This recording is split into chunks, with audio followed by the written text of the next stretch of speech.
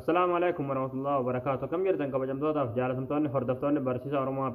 الحمد لله يعني نجاكوت نجاني في هنجا الله كبجادا بكتير تمرس نجاو. إذا دعوتان كيا فيديو ركنا كيستي آبي أجائباتي نسم برسيسا فايدان آبي كندا يجودا سورة على غرغرادا كم بلبلا كيسنرا لما لما أنجرو دبلي تهيه چولس نيجالا akkasuma viidiyoolee garagaraadha waan bilbila keessanirratti lama lamaan argamu jechuudha iskaan godheeti dileet isiniif godhee jechuudha isinii galee waan akkanumaan bilbila keessanirratti faayidaa tokko malee bakka qabatee jiru hunda ofiin walitti qabee dileet isiniif godhaa jechuudha isinii galee egaa daawwattootaan kiyya warroonni yuutuub chaanaala keenya faarootaatan baga nagaa dhuftan jecha barumsa dabalataa argachuudhaaf chaanaala keenya sabskiraayib godhachuun dagatinaadha yeroo sabskiraabii gootan barumsuun asirratti dabarsinu guyyaan nama dura akka simbira ga'uuf mallattoo notifikashinii san kilee itti godhaadha achi booda ool ka jettu irra fayyadaadha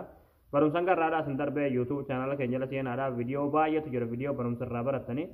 seenaatii irraa baradhaadha waan gaafii isinitti ta'ee komentii jalatti nu barreessadha maatiiwwan chaanaala keenyaadha immoo viidiyoo keenya laayik sheer gochuudhaan jajjabeessuun dagatinaadha egaa gamunumaan hanga barumsaa sin dabarsaa hanga xumura viidiyoo keetti na faana turaan hordofaa isiniin jedha.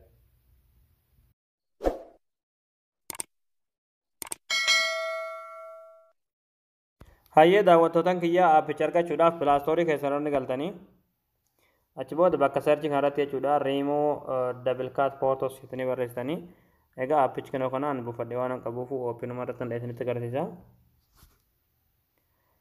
yeroo oopinuu irratti kilik gootan haala kanaan eeyyama kaltanii fi halluu kilik gootanii achi booda hanga inni isiniif dobsaan eeggattanii achi booda haala kanaan isiniif jechuun kun akkuma asirratti amma argaa jirtan kanaan jechuudha asirratti iskaan fayyadamtoota irratti kilik gootanii achi booda haala kanaan lakkaa'ee jechuudha waan bilbila keessanirra lama lamaan jiru waan isin hin barbaachifne hunda walitti isiniif qabee haala kanaan isiniif jechuudha isinii galee bakka isaan qabatanillee jechuudha meegaabaatii meeqa qabatan isiniifidha achi booda ookee kilik gootu achi booda tuqaa isin irratti kilik ni gootanii achi booda asirratti jechuudha select all ka jettu irratti kilik ni gootanii achi booda as gaditti delete ka jettu jirti irratti kilik gootanii achi booda yesii kilik gootu haala kanaan hunda balleessa jira jechuudha yesii kilik gootu ammaasi kalaas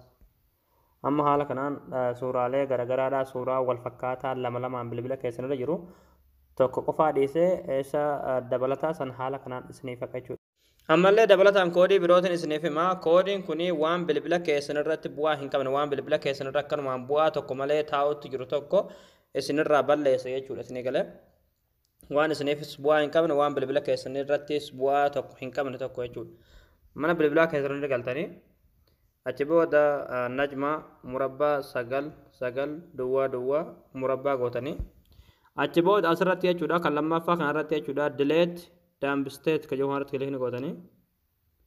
achi booda ookee kilik gootu khalaas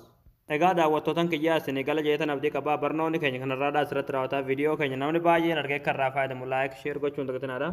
barumsa birootiin haga walitti deebinutti waan hordoftaniif galatooma